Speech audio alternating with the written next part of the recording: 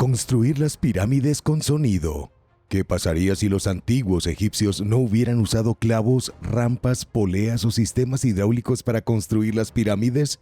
¿Qué pasaría si en lugar hubieran usado sonido?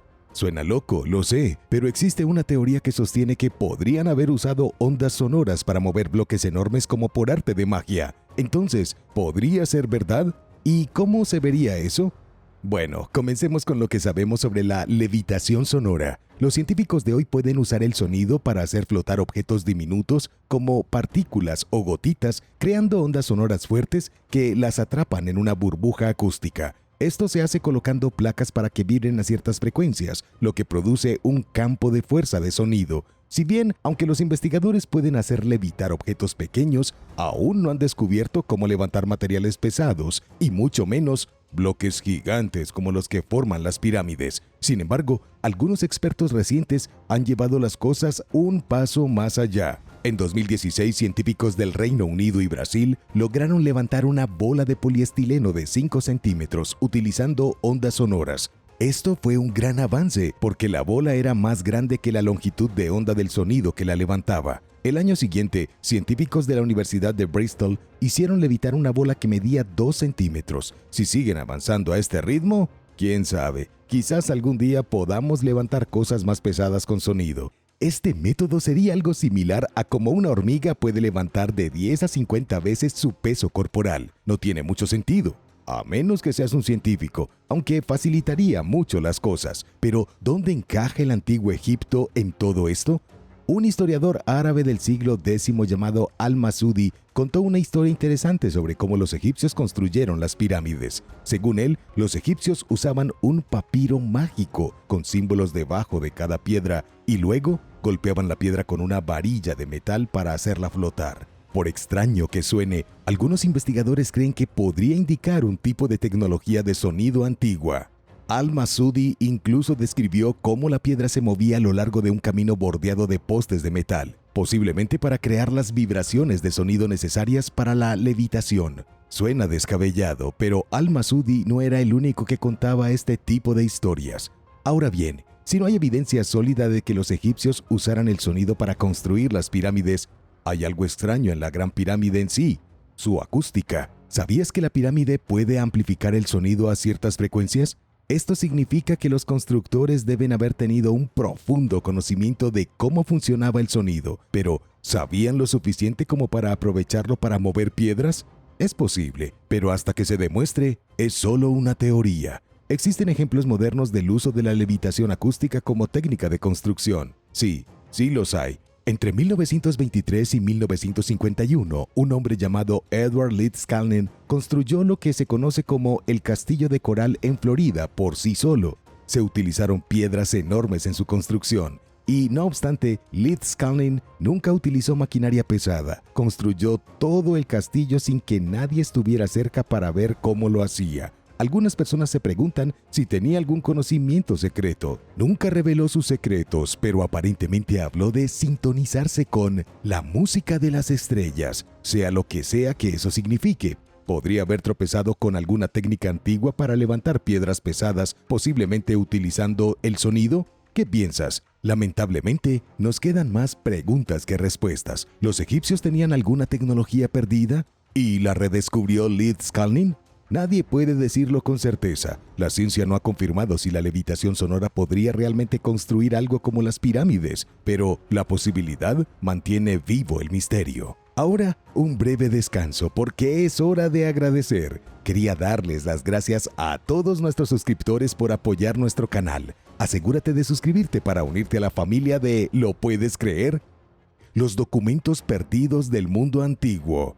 ¿Qué pasaría si las ideas de las mentes más brillantes de la antigüedad se hubieran conservado en lugar de quemarse? Imaginemos cómo sería el mundo si las bibliotecas antiguas, como la de Alejandría, nunca hubieran sido destruidas. La historia podría ser completamente diferente si estos tesoros de conocimiento no hubieran desaparecido en llamas. A lo largo de la historia, innumerables bibliotecas albergaron enormes colecciones de pergaminos y libros, llenos de conocimientos, sobre todo desde la ciencia hasta la filosofía. Pero una a una fueron demolidas. Tomemos por ejemplo Atenas, en el siglo VI a.C. Se perdió una enorme colección de rollos de papiro, y el mismo destino le esperaba a la famosa biblioteca de Pérgamo en Asia Menor, que albergaba 200.000 volúmenes. Es difícil imaginar toda la sabiduría que había dentro de estas bibliotecas. Todo se perdió, pero la cosa empeora. La verdadera tragedia fue el incendio de la Biblioteca de Alejandría en Egipto durante la campaña de Julio César. La Biblioteca de Alejandría no solo era un lugar para guardar libros, era la universidad con más de 14.000 alumnos que estudiaban materias como medicina, matemáticas y astronomía. Este lugar lo tenía todo: un laboratorio químico, un observatorio, un jardín botánico e incluso un teatro anatómico para disecciones. Y estamos hablando de tiempos antiguos, pero cuando la biblioteca se quemó, se perdieron para siempre unos 700.000 pergaminos. Son 700.000 oportunidades de entender la forma de pensar de nuestros antepasados, su tecnología y su comprensión del universo. En un abrir y cerrar de ojos, todo se borró. ¿Qué podríamos haber aprendido de estos pergaminos perdidos? Herón de Alejandría, un ingeniero, inventó una máquina de vapor que funcionaba con los principios de las turbinas y la propulsión a chorro. Si su trabajo no se hubiera quemado, tal vez habríamos tenido carros a vapor en el antiguo Egipto. Imagínatelo, la historia con las antiguas máquinas de vapor en el mundo antiguo. Tal vez ahora estaríamos mucho más avanzados. Herón incluso inventó un odómetro, un dispositivo que podía medir la distancia recorrida por un vehículo. Así que, ¿quién sabe qué otros inventos geniales podrían estar enterrados bajo las cenizas? La destrucción no se limitó a Egipto y Grecia. En el año 213 a.C., el emperador chino Qin Shi Huang ordenó que se quemaran innumerables libros, borrando siglos de conocimiento. Más tarde, en la Constantinopla del siglo VIII, 300.000 libros fueron quemados. Y durante la Edad Media, la Inquisición destruyó una cantidad incalculable de manuscritos, borrando por igual el patrimonio cultural y los avances científicos. Y no había copias de seguridad en ese entonces. Debido a estas trágicas pérdidas, los historiadores de hoy tienen que confiar en fragmentos y artefactos aleatorios para reconstruir la historia antigua. Pero, ¿y si todavía tuviéramos esos libros perdidos? Es casi doloroso pensar en ello. La lente asiria de Nimrud. ¿Cuándo crees que la lente de Nimrud se puede encontrar en la Tierra? La historia moderna nos cuenta que en 1608 se patentó el primer telescopio, pero ¿y si no es así? ¿Y si el telescopio se hubiera inventado miles de años antes, 3.000 años para ser exactos? La lente de Nimrud, también llamada lente de Layard, es una pieza de cristal de roca de 3.000 años de antigüedad que ha desconcertado a arqueólogos, astrónomos e historiadores desde que se descubrió en 1850. Sir John Layard desenterró este inusual artefacto mientras excavaba en un antiguo palacio asirio en Nimrud, en el actual Irak. ¿Qué tiene de extraño? Bueno, esta pieza de cristal, que está tallada en una forma similar a una lente moderna, ha llevado a algunos investigadores a creer que puede haber sido utilizada como el telescopio más antiguo del mundo. Pero, ¿es eso realmente posible? La lente está hecha de cristal de roca y data de entre el año 750 y 710 a.C. Tiene una forma más o menos ovalada, con una distancia focal de unos 12 centímetros. Esto la haría similar a una lupa de baja potencia que puede ampliar las cosas hasta 3 veces. Puede que no parezca mucho, pero para los antiguos asirios podría haber sido algo muy importante. Quiero decir, imagínate tratando de crear pequeñas inscripciones en tablillas de arcilla o sellos precisos a mano. Una lente como esta podría haberlos ayudado a ver esos pequeños detalles con más claridad. Algunos expertos creen que esta lente podría haber sido utilizada precisamente para ese propósito, ayudar a los artesanos a crear diseños intrincados y delicados. Otros sostienen que la lente podría haber sido utilizada como un vidrio para quemar, una herramienta que concentra la luz solar para iniciar incendios. Se dice que los antiguos griegos y romanos tenían herramientas similares que describieron en sus escritos, pero el Museo Británico, que actualmente posee la lente, dice que puede haber sido puramente decorativa, posiblemente parte del mobiliario. Afirman que está hecha de manera demasiado tosca como para haber sido útil para ampliar o enfocar la luz con precisión. Sin embargo, la teoría más interesante proviene de un científico italiano llamado Giovanni Pettinato. Él creía que la lente podría haber sido parte de un telescopio antiguo. Según él, esto podría explicar cómo los asirios sabían tanto sobre astronomía. Por ejemplo, describieron a Saturno como un dios rodeado por un anillo de serpientes, lo que muchos creen que podría ser su interpretación de los anillos de Saturno. Pettinato argumentó que tal conocimiento sería casi imposible sin un telescopio, pero los críticos dicen que las serpientes eran símbolos comunes en la mitología asiria, por lo que esto podría ser solo una coincidencia. Bueno, aquí es donde el misterio se profundiza. Se han encontrado otras lentes antiguas, incluso más antiguas que la lente de Nimrud en Egipto y Grecia. Los historiadores generalmente creen que el telescopio no se inventó hasta el siglo XVII, pero la teoría de Pettinato sugiere que las civilizaciones antiguas pueden haber estado experimentando con la óptica mucho antes de lo que pensábamos. Y tendría sentido, ¿verdad? Quiero decir, la gente antigua estaba obsesionada con las estrellas. El Picatrix. En una época en que se creía que las estrellas dictaban el destino humano, surgió un texto singular que prometía doblegar el cosmos a voluntad. El Picatrix, un grimorio medieval, ofrece una visión de un mundo en el que la magia y la ciencia se entrelazaban, y la línea entre la realidad y lo sobrenatural se desdibujaba. El Picatrix es como una antigua guía de instrucciones para magos y astrólogos, llena de hechizos extraños y recetas misteriosas. Escrito alrededor del siglo X u XI, este libro árabe, originalmente titulado Kayat al-Hakim, que significa el objetivo del sabio, fue traducido más tarde al latín como el Picatrix. Durante siglos fascinó a eruditos, alquimistas y gobernantes con sus mezclas salvajes y su conocimiento cósmico. Imagínate encontrarte con un libro que afirma revelar los secretos de las estrellas y permitir que cualquiera controle su destino. Esto es lo que experimentaron los lectores de Picatrix. Dividido en 4 libros principales, cada sección se adentra en un arte mágico diferente. Estas secciones incluyen la influencia de las estrellas en la Tierra, los misteriosos poderes de los planetas, la invocación de espíritus y la creación de objetivos mágicos. Es como un curso intensivo de la antigua magia celestial. Abarca todo, desde la ciencia detrás de las estrellas hasta cómo mezclar ciertas hierbas y minerales para comunicarse con seres de otro mundo. Ahora hablemos de esas recetas, porque no son para los débiles de corazón. Picatrix no solo usa hierbas o incienso, sus recetas requieren cosas como sangre, materia cerebral y drogas poderosas como hachís y opio. Un hechizo infame para causar enemistad y discordia requiere mezclar sangre de cerdo, cerebro de burro y otros ingredientes espeluznantes.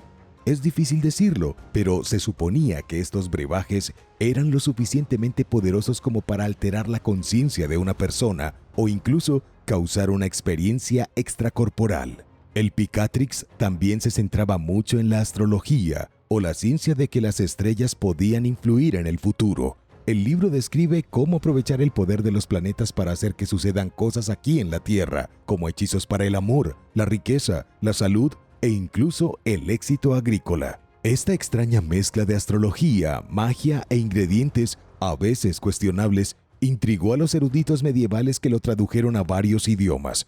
Un investigador incluso sugirió que el Picatrix fue una influencia temprana en el método científico. Podría haber inspirado un sistema de hipótesis, experimentación y extracción de conclusiones, aunque esta interpretación es muy debatida. El mago del norte. ¿La gente del pasado vivió en una época en la que la magia y la ciencia se fusionaban en una sola? Tal vez no todos, pero Michael Scott ciertamente lo hizo. Y no me refiero al jefe de The Office. Michael Scott, apodado el primer científico de Escocia, el mago blanco e incluso el mago del norte, dejó su huella en el siglo XIII. Fue matemático, astrólogo, filósofo y alquimista. La gente incluso creía que podía ver el futuro, lanzar hechizos y comunicarse con los espíritus. Pero, ¿quién era exactamente esta misteriosa figura? ¿Y qué hacía realmente? Michael Scott nació en 1175 en Dumfries, Escocia, en el seno de una familia bien relacionada. Tras obtener una educación básica, viajó por Europa para estudiar en importantes centros de aprendizaje como Oxford, Durham e incluso París. No era un estudiante promedio en ningún sentido, era curioso y motivado, explorando materias desde matemáticas y teología hasta astrología y alquimia. Y como muchos que traspasaron los límites, con el tiempo se desvió de los estudios académicos regulares hacia lo que la gente de la época llamaría lo oculto. Se puede pensar en Scott como una mezcla entre Leonardo da Vinci y Merlín. No solo estudió las estrellas, sino que también tradujo obras de griego, hebreo, latín y árabe, trayendo el conocimiento perdido al mundo occidental. Uno de sus logros notables fue traducir las obras de Aristóteles, que ayudaron a encender el fuego intelectual del Renacimiento siglos después. La reputación de Scott creció y comenzó a moverse en círculos poderosos. Finalmente, llamó la atención del emperador del Sacro Imperio Romano Germánico, Federico II, quien lo invitó a la corte de Sicilia. La corte de Federico II era una especie de Hogwarts medieval, llena de místicos, alquimistas y astrólogos de todo el mundo. Scott encajó perfectamente. Allí comenzó a experimentar con una combinación de ciencia, magia y psicología, lo que algunos llamaban psicomagia. Trabajó con teorías de la astrología, el poder de la sugestión y un conocimiento de la naturaleza humana. Básicamente se convirtió en un mago medieval que podía predecir sus reacciones e influir en tus pensamientos con solo observar tus expresiones y lenguaje corporal. Uno de los trucos de magia más famosos de Scott fue realizado a petición del emperador Federico. Federico le pidió que midiera la distancia entre la torre de una iglesia y el cielo, pero después de que Scott calculara la respuesta, el emperador retiró en secreto unos centímetros de la torre y le pidió a Scott que midiera de nuevo. Scott, al darse cuenta de lo que había hecho Federico, comentó ingeniosamente que o bien el cielo se había movido o bien la torre se había encogido. Impresionó tanto a Federico que se convirtió en el astrólogo oficial del emperador. Pero el ascenso de Scott en fama y poder también provocó problemas. La Iglesia Católica desconfiaba de todo lo que se alejara demasiado de las ciencias establecidas. Excomulgó y acusó al emperador Federico 2 veces y por asociación a Scott de herejía. La Iglesia pintó a Scott como un mago oscuro que se asociaba con fuerzas impías. Para sobrevivir a estas acusaciones tenía que tener cuidado, así que se convirtió en un maestro de las relaciones públicas, presentando a menudo su magia como actos inofensivos o incluso caritativos, de previsión y curación. La reputación de Scott como mago creció, especialmente a través de cuentos sobre sus supuestos poderes. La gente decía que podía controlar el clima, convertir a las brujas en piedra e incluso encerrar la plaga en bóvedas secretas. También se lo asoció con la secuencia de Fibonacci, el famoso patrón numérico que se encuentra en toda la naturaleza. Scott fue el mentor del matemático Leonardo Fibonacci, quien escribió un libro para presentar esta secuencia matemática a Europa. Aunque tal vez no pensemos que los números sean mágicos, la aparición de la secuencia de Fibonacci en todo, desde pétalos de flores hasta galaxias, le ha dado una reputación casi mística. A medida que fue creciendo, Scott empezó a predecir su propia muerte. Dijo que moriría cuando una piedra cayera sobre su cabeza e incluso calculó su peso. Para evitarlo, llevaba un casco de hierro para protegerse. Pero, irónicamente, un día se lo quitó durante un servicio religioso y una piedra realmente cayó sobre él, tal como lo había predicho. Sea o no cierta la historia, sin duda se suma al misterio que rodea su vida y sus habilidades aparentemente sobrenaturales. Secretos de los reinos invisibles. El antiguo Egipto es conocido por sus templos monumentales, faraones y dioses, pero ¿sabías que la magia estaba en el corazón mismo de la vida diaria en Egipto? Los egipcios no solo vivían en un mundo físico, creían en fuerzas ocultas y poderosas, tanto divinas como peligrosas, que determinaban cada momento de la vida y la muerte. La magia, llamada Eka, no era una superstición tonta para ellos, era una fuerza real, tan real como lo es la gravedad para nosotros hoy. Eka incluso podía convertirse en una persona o en un ser divino. La magia no era solo para individuos que buscaban pociones de amor o protección contra el mal. Era una herramienta que incluso los faraones usaban para guiar a todo el reino. El dios Eka se ve a menudo en el arte egipcio, especialmente en las tallas de los templos, a veces incluso ayudando al dios del sol, Ra, a navegar su barca solar por los cielos. Para los egipcios, Eka era un regalo a la humanidad, un poder divino que les permitía protegerse de las fuerzas del mal que acechaban en el mundo invisible. Pero las cosas se complicaron bajo el rey Akenatón, que gobernó Egipto con un enfoque radicalmente nuevo. Declaró que solo se debía reverenciar a un dios, Atón, el dios del sol, abandonando la adoración de todos los demás dioses. Esta convulsión religiosa dejó a la gente confundida, especialmente porque durante siglos habían dependido de todo un panteón de dioses y rituales mágicos para protegerse. Fue tan malo que condujo a una guerra civil. La prohibición de Akenatón de todos los dioses excepto uno significó que tuvieron que abandonar también a Eka. Es un misterio, pero es probable que muchos egipcios se aferraran a sus prácticas mágicas en secreto, incluso si públicamente adoraban a Atón. Los eruditos están fascinados por cómo los egipcios usaban la magia y la religión juntas. Por ejemplo, mientras que podríamos separar la religión como algo sagrado y la magia como algo misterioso o incluso prohibido, los antiguos egipcios las veían como dos caras de la misma moneda. Los sacerdotes realizaban rituales mágicos en grandes templos, mientras que los aldeanos usaban la magia cotidiana en sus hogares. Imagínate si la misma persona que dirigía los servicios dominicales también vendiera amuletos protectores para alejar a los malos espíritus. Según egiptólogos como la doctora Emily Teeter, la religión y la magia eran inseparables en la cultura egipcia. La magia podía curar, traer buena suerte y ofrecer esperanza cuando la vida se ponía difícil. La magia se consideraba esencialmente una religión privada.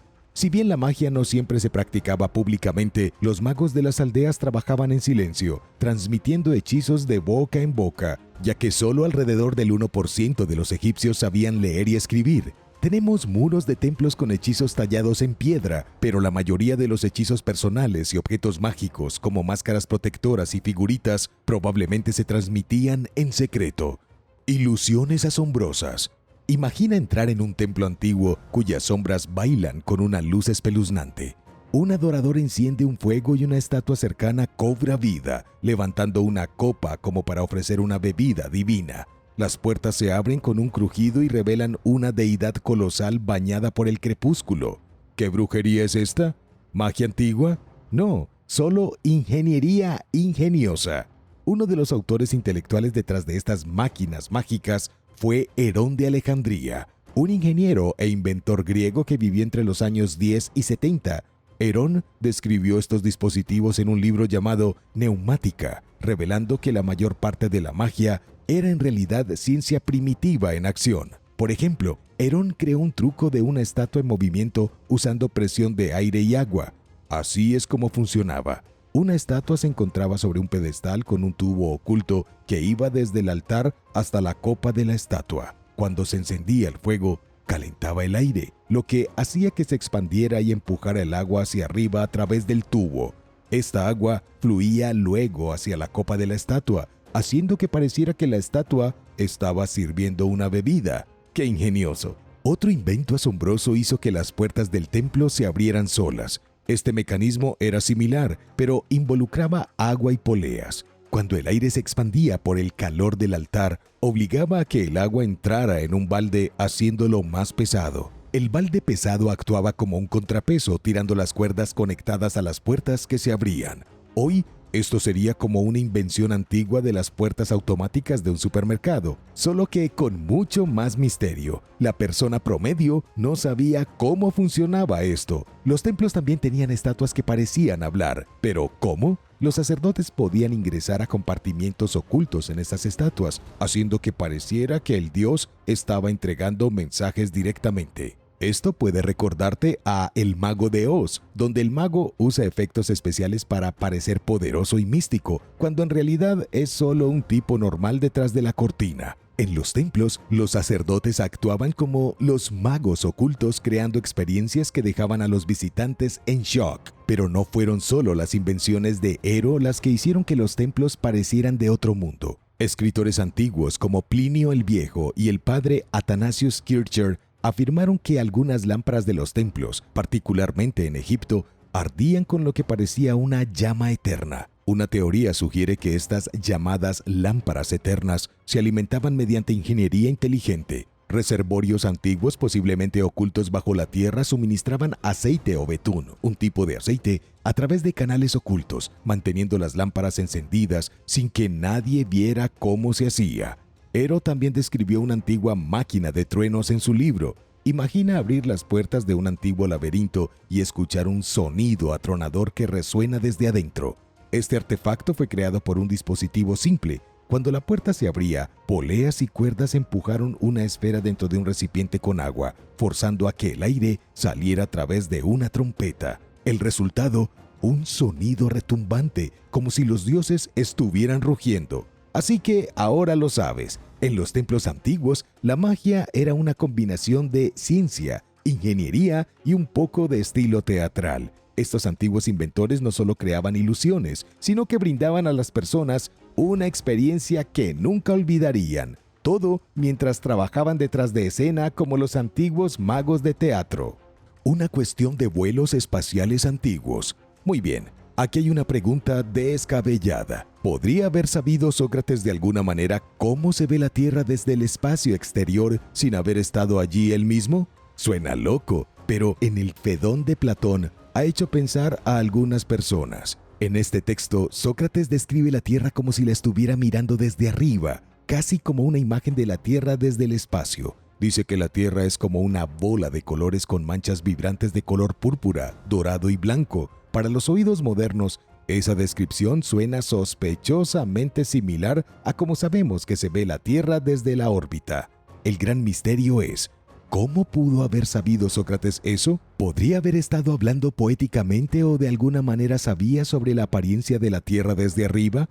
Algunos entusiastas creen que esto podría indicar que los antiguos griegos, o tal vez alguna otra civilización antigua, tenían conocimiento de tecnología avanzada, tal vez incluso de vuelos espaciales. Es una exageración, pero eso es parte de lo que hace que esta idea sea tan fascinante. Descifremos este misterio. Sabemos que los científicos y filósofos de la antigua Grecia eran increíblemente avanzados para su época. Pensemos en Aristarco de Samos, quien sugirió que la Tierra gira alrededor del Sol siglos antes de que Copérnico hiciera la misma afirmación en Europa. O pensemos en Arquitas, quien supuestamente construyó una máquina voladora impulsada por vapor en ese entonces. Los griegos estaban ampliando los límites de la ciencia y la tecnología, por lo que es fácil ver por qué algunos podrían preguntarse si podrían haber tenido conocimientos más allá de los que generalmente les atribuimos. Entonces, ¿Sócrates estaba insinuando un conocimiento secreto sobre viajes espaciales? ¿O tal vez tenía acceso a algunos registros o conocimiento perdido de una civilización anterior que podía volar?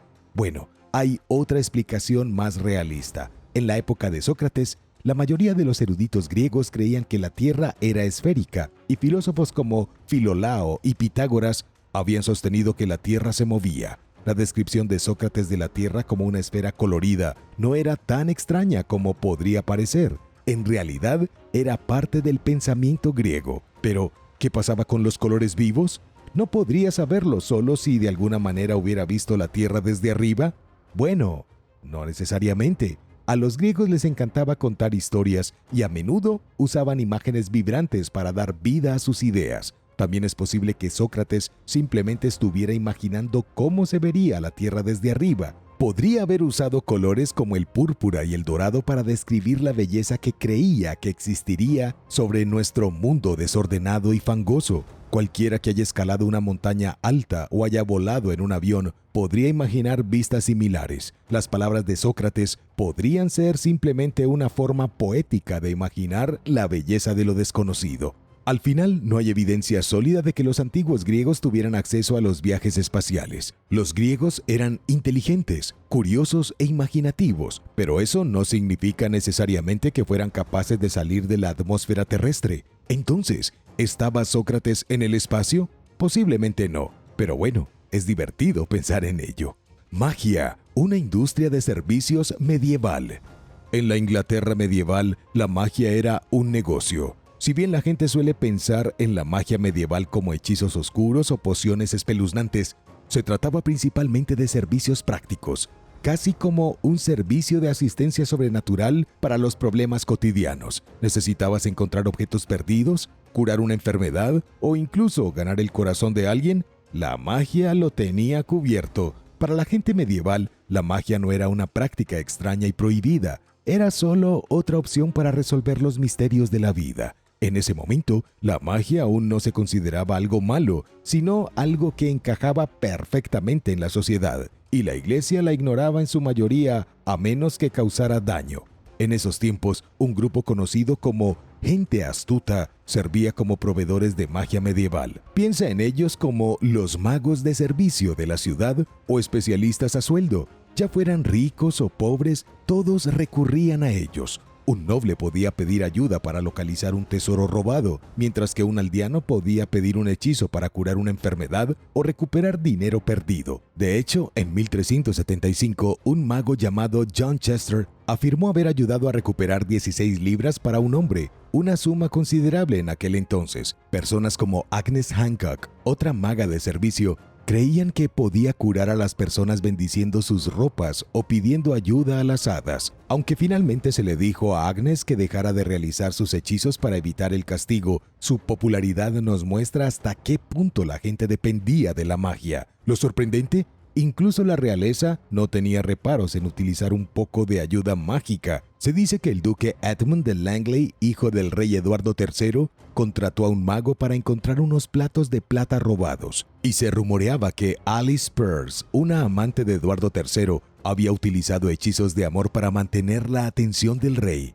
Eleanor Cowan, la duquesa de Gloucester, fue más allá y supuestamente contrató a alguien para que la ayudara a concebir. Si bien las cosas se complicaron cuando la acusaron de usar magia en un complot contra el rey Enrique VI. La magia en la Inglaterra medieval no fue ilegal hasta mediados del siglo XVI. Antes de eso, se consideraba más un desliz moral que un acto criminal. Si la iglesia intervenía, los castigos eran leves, a menudo limitados a multas o vergüenza pública. Mientras la magia no fuera dañina, generalmente se ignoraba. Con el tiempo las cosas comenzaron a cambiar. A finales del siglo XV, el miedo a la brujería, el tipo en el que se acusaba a las personas de trabajar con demonios, comenzó a crecer en Europa. Las leyes se volvieron más estrictas y de repente, aquellos que alguna vez habían sido respetados como gente astuta, ahora eran vistos con sospecha. Pero la fascinación de la Inglaterra medieval por la magia nunca desapareció por completo. Incluso hoy quedan rastros de esta creencia,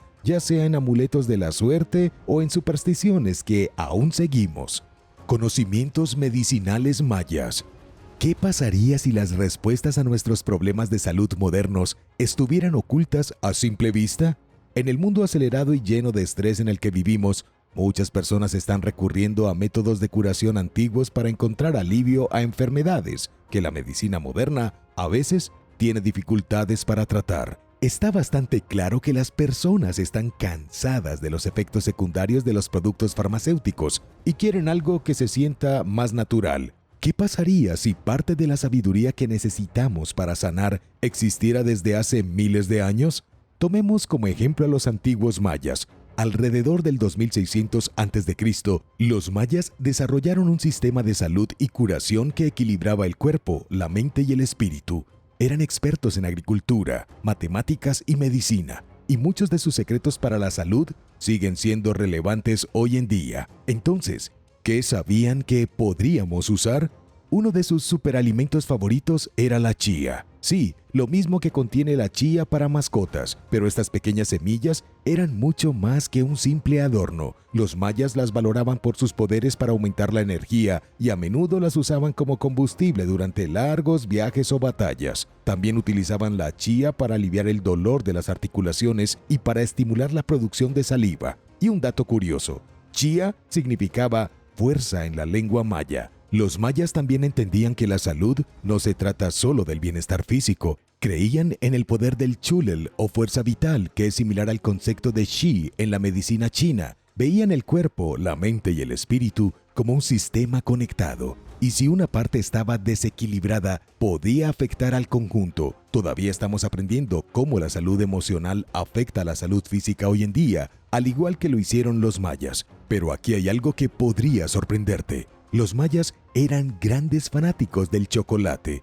pero no solo lo comían por placer, lo usaban como una poderosa medicina. Los mayas sabían que el cacao, que está repleto de antioxidantes y minerales como el magnesio y el hierro, eran excelentes para el corazón y el cerebro. Incluso lo usaban en rituales de nacimiento, matrimonio y muerte. El chocolate era tan importante para los mayas que lo usaban para conectarse con los dioses. Piensa en eso la próxima vez que comas una barra de chocolate Hershey.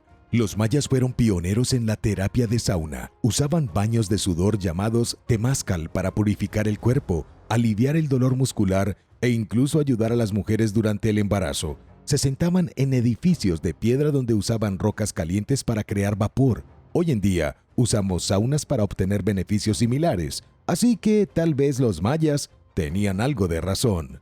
Número 10. Los monolitos misteriosos. En noviembre de 2020 apareció un misterioso monolito de metal en Utah. El monolito es un gran pilar vertical único, generalmente hecho de piedra. Fue descubierto por funcionarios estatales, quienes en ese momento estaban contando ovejas desde un helicóptero. Era completamente extraño y se parecía mucho al extraño monolito clásico de culto de Stanley Kubrick de 2001 a Space Odyssey. En la película, los extraterrestres colocan el monolito en el planeta para impulsar la evolución humana, pero con el monolito de Utah no pareció provocar nada, estaba en medio de la nada. En una semana el monolito se convirtió en una atracción turística masiva. Los investigadores de Internet usaron Google Earth para identificar su ubicación exacta y descubrieron que probablemente había estado allí desde 2015. Durante más de 5 años el monolito probablemente estuvo en el desierto sin que nadie lo notara, y sin embargo en el momento que fue invadido por los turistas desapareció. Un segundo monolito apareció en Rumania. Días después ya no estaba. A principios de diciembre de 2020 se descubrió un tercer monolito en California en la cima de la ruta de senderismo de Pine Mountain. En poco tiempo apareció un cuarto monolito en Pittsburgh y un quinto en Las Vegas. El de Pittsburgh fue solo un truco publicitario del dueño de una tienda para que las personas compraran dulces. Y finalmente se descubrió un sexto monolito en los Países Bajos el 6 de diciembre de 2020. No se han encontrado otros monolitos desde entonces. Y no sabemos de dónde provienen estos monolitos. No sabemos si fueron dejados por extraterrestres y si fue algún tipo de engaño elaborado. Pero si se trataba de un engaño, fue bastante impresionante tener todos los monolitos en posición en el mundo con solo unos días de diferencia. Por otro lado, ¿por qué el primero había estado tanto tiempo en el desierto? Hay tantas preguntas.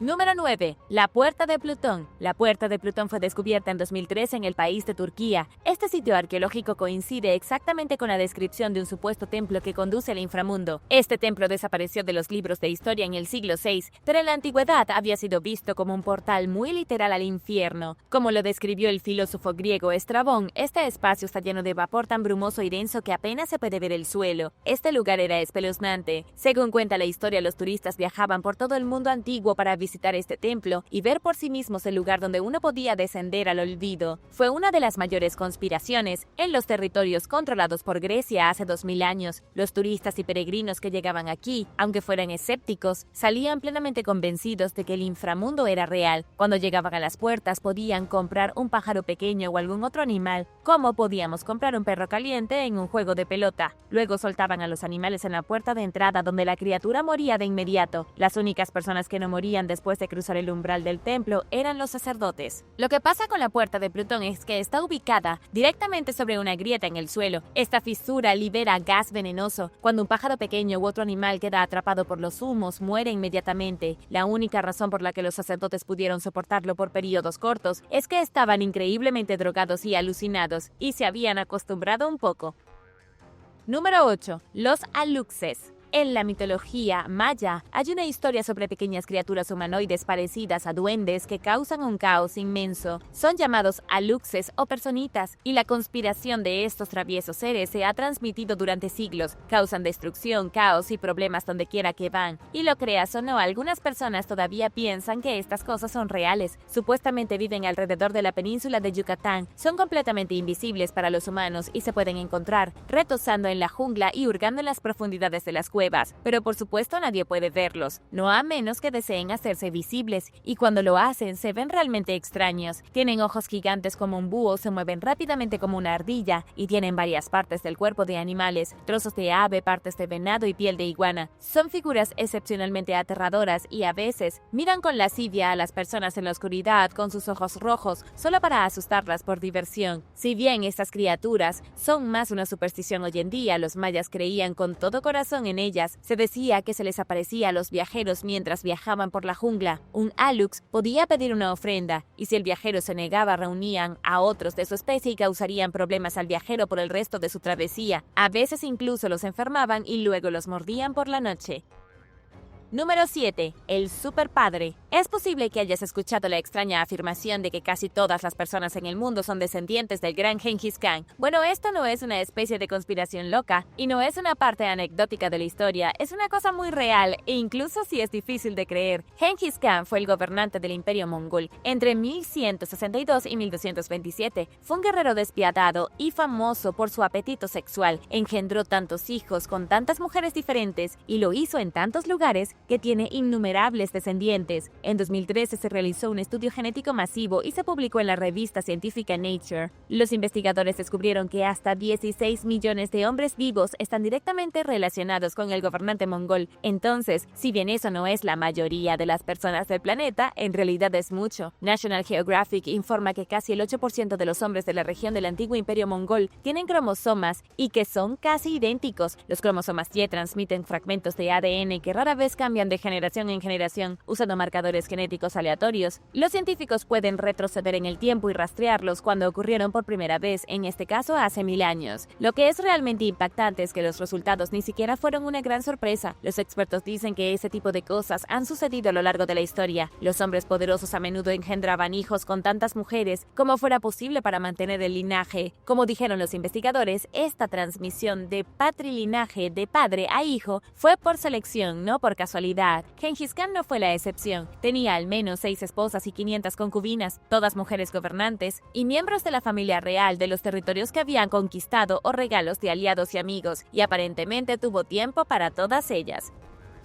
Número 6. El monstruo de Bear Lake. El monstruo de Bear Lake es una conspiración de otro tipo. La criatura en cuestión tiene sus raíces en el folclore de los nativos americanos, con su primer avistamiento moderno en 1868. En esos días, nadie sabe si el monstruo en el lago es una conspiración como el monstruo del lago Ness o simplemente un mito que se niega a morir. Lo que sabemos con certeza es que el monstruo ha sido visto en Bear Lake, cerca de la frontera entre Utah y Idaho durante cientos de años. Los nativos americanos primero contaron historias de una gran bestia marina que vivía en el lago antes de que aparecieran los europeos, algo que llamaban un diablo del agua. Se supone que este monstruo es como una serpiente marina extraordinariamente rápida y diferente a cualquier otro monstruo que vivía en el área. Cuando llegaron los colonos, aprendieron las historias de los nativos americanos. Pero el mito siguió adelante, y en 1868, los avistamientos de la criatura se filtraron en el periódico local Desert News. Supuestamente esta bestia secuestraba a los nadadores cuando se acercaban demasiado a la orilla del agua. De hecho, asustó a los residentes de deambular por las profundidades. La gente no acampaba cerca del lago y se convirtió en una zona de peligro discretamente acordada. Quizás ese fue el plan todo el tiempo, mantener a la gente alejada. Durante el próximo siglo y medio, los avistamientos continuaron llegando esporádicamente. Un hombre llamado Mike Harvers fue una de las personas más recientes en afirmar que vio a la bestia. Dijo que mientras estaba en un bote con unos amigos, el monstruo horrible, algo que no podía ver bien porque estaba debajo de la superficie, pasó rápidamente, creando olas de casi 6 metros de altura. Sin embargo, no importa lo mucho que los expertos busquen al monstruo, nunca lo han encontrado. Y ahora, el número 5. Pero primero, gracias a todos nuestros suscriptores por ver el video y pasar tiempo con nosotros en nuestro pequeño rincón de internet. Y si eres un suscriptor que regresa, bienvenido de nuevo. Si eres nuevo por aquí, también asegúrate de suscribirte y hacer clic en la campanilla de notificaciones. Así no te perderás los próximos videos. Número 5. La conspiración de Patsy. La conspiración de Patsy fue una conspiración muy real en todos los sentidos. Fue un complot secreto de los miembros de la poderosa familia Patsy de la Florencia renacentista para deshacerse de la familia Medici, los gobernantes reales de Florencia. Todo comenzó por el Papa, el complejo sistema bancario y un terreno. Giovanni della Rovere, que había sido nombrado prefecto de Roma, quería comprar la pequeña ciudad de Imola. Su plan era crear un nuevo estado papal. Sin embargo, Lorenzo de Medici, cabeza de la familia rica de banqueros Medici, quería comprar la ciudad para sí mismo. Cuando Giovanni fue a comprar la ciudad con la esperanza de utilizar los fondos de los banqueros Medici, lo rechazaron. Y así fue al banco Pazzi. Al final, Imola quedó fuera del alcance de Lorenzo. Lo que sucedió después fue casi increíble. La familia Pazzi sacó a la familia Medici de su camino para siempre y fue al Papa Sixto para su aprobación. Y aunque el Papa técnicamente no sancionó el asesinato, dijo que sería del interés de todos si los banqueros de Medici se fueran. El asesinato fue un error total. Mataron al hermano de Lorenzo el 26 de abril de 1478, pero Lorenzo sobrevivió y aseguró el poder de los Medici en Florencia mientras desterraba a la familia Pazzi para siempre. Número 4. Los Caballeros Templarios. La Orden de los Caballeros Templarios fue fundada el día de Navidad de 1119 por Balduino II, el rey de Jerusalén. Lo que comenzó como un grupo de caballeros franceses se convirtió en una orden de nobles guerreros que protegían a los peregrinos en Tierra Santa, y más tarde un ejército de militantes cristianos extraordinariamente ricos que hicieron la guerra contra aquellos que amenazaban Tierra Santa. Continuaron luchando hasta que fueron traicionados, masacrados y destruidos sin posibilidad de reaparición en 1291. Todos estos años después, los Caballeros Templarios siguen siendo una fuente de fuertes teorías de conspiración. Pero lo que quizás no sepas es que las teorías de conspiración comenzaron hace mucho tiempo, casi inmediatamente después de que los ejecutaran. En el siglo XIII, el poeta alemán Wolfram von Schkettbach escribió una historia sobre los Caballeros Templarios como guardianes del Santo Grial. La historia nunca se ha ido, aunque probablemente era solo un cuento contado a través de un poema. Y finalmente fueron las confesiones torturadas de los Caballeros Templarios por los secuaces del rey Felipe IV las que los hicieron infames con el ocultismo. Admitieron adorar a Baphomet, lo que inspiró otro cuento fantástico en el libro del siglo XVI de Henry Agrippa, De Oculta Filosofía. Las historias que rodean el propósito de los Caballeros Templarios, su conocimiento religioso, secretos y tesoros, los rastrean por todo el mundo y se les atribuye todo, desde esconder el Arca de la Alianza en Etiopía hasta llevar los tesoros a la isla Ock en los Estados Unidos. Número 3. Gran Tartaria. La teoría de la conspiración del antiguo reino de Gran Tartaria apareció por primera vez en Rusia. Fue Anatoly Fomenko quien escribió un libro de teoría de conspiración pseudo-histórica llamado Nueva Cronología. Aquí fue donde comenzó la idea de la Gran Tartaria, pero desde entonces se ha salido de control. Gran Tartaria es una civilización muy avanzada que se extendió por todo el mundo, con su corazón en Rusia. Edificios como la Estación Penn de Nueva York, el edificio Singer e incluso los terrenos de la Feria Mundial de 1915 supuestamente formaban parte del Imperio Tartario. Se dice que casi cualquier edificio de la Edad Dorada es un remanente de este gran imperio, y solo espera porque se vuelve más loco. La teoría dice que una gran inundación de lodo acabó con gran parte del mundo antiguo antes de la Primera Guerra Mundial. La Primera Guerra Mundial y la Segunda Guerra Mundial se libraron parcialmente para ayudar a borrar toda evidencia de la arquitectura tartaria que aún se encuentra en Europa. Estas personas realmente creen que un gran imperio ruso ya dominó la Tierra hace siglos, construyendo todas las estructuras principales desde la Casa Blanca hasta la pirámide de Giza. La teoría es realmente el canon de la arquitectura, según Zach Motriz de Bloomberg. Es tan realista como decir que la Tierra es plana. Número 2. Los masones escoceses. Los masones son una organización muy real, una de las fraternidades más antiguas y extendidas del mundo. Los miembros de los masones han incluido nombres como George Washington, Harry Houdini, Winston Churchill e incluso el fundador mormón Joseph Smith. Y debido a que estos tipos son tan reservados, no sorprende que estén en el centro de bastantes teorías de conspiración. El documento más antiguo conocido de los francmasones, envueltos en una extraña conspiración, data de 1786. Se afirmó que los francmasones trabajan junto a los Illuminati y la Orden de los Jesuitas para formar el nuevo orden mundial. Esta orden manipularía discretamente los eventos mundiales en lo que el grupo considera adecuado. Y aquí hay un poco de información jugosa. En el billete de $1, la frase en latín Novus Ordo Seclorum se ha impreso desde 1935. La traducción directa es Nuevo Orden Mundial. No hay pruebas definitivas de que los masones están detrás de todos los eventos importantes desde el siglo XVIII. Sin embargo, tampoco hay pruebas definitivas en su contra. Estos muchachos han existido desde la época medieval, originalmente formados como un grupo de albañiles escoceses. Así que ahora los teóricos de la conspiración se están divirtiendo mucho. Número 1. La vampira Carmilla. Si tuvieras que preguntar quién es el vampiro original, la mayoría de la gente respondería que Drácula. Si bien el personaje de Drácula es lo que primero se te venga a la mente, hay una historia completamente diferente sobre los vampiros de la literatura antigua. Años antes de que Bram Stoker escribiera Drácula, había otra historia de vampiros. Joseph Sheridan Le Fanu es el novelista original de vampiros. Escribió la novela Carmilla en 1871. Su libro era un relato en primera persona dado por una joven inglesa llamada Laura que cayó presa de la hermosa vampira Carmilla. En esta historia original de vampiros, Carmilla y Laura entablaban una tórrida relación romántica. Las doncellas de los pueblos cercanos padecen una enfermedad extraña. Todos finalmente mueren y luego Laura se enferma. También tiene una pesadilla recurrente en la que un gato gigante la ataca por la noche. El gato gigante resultó ser Carmilla, su amante, que también es vampira. Carmilla finalmente es perseguida, estacada en el patio, decapitada y luego quemada. Es una historia bastante espantosa y muchos argumentan que esta fue la original que influyó en la leyenda de Drácula, pero dado que Drácula se escribió en la época victoriana, cuando la sociedad estaba severamente reprimida y sujeta a leyes morales extremadamente estrictas, se desvaneció en la oscuridad y nunca se hizo famosa. Pero cuando salió a la luz el relato de Bram Stoker sobre un vampiro varón, se convirtió en un éxito enorme. La gran diferencia era que Carmila era una dama, teniendo relaciones con otra dama. Eso fue suficiente para cubrir la historia durante 145 años, mientras que Drácula reinó como el primer vampiro famoso del mundo, cuando en realidad era Carmila. Gracias por ver el video. ¿Cuál es tu historia de vampiros favorita? Déjame saberlo abajo en los comentarios. Y no olvides darle me gusta al video. Asegúrate de suscribirte antes de irte y nos vemos la próxima vez.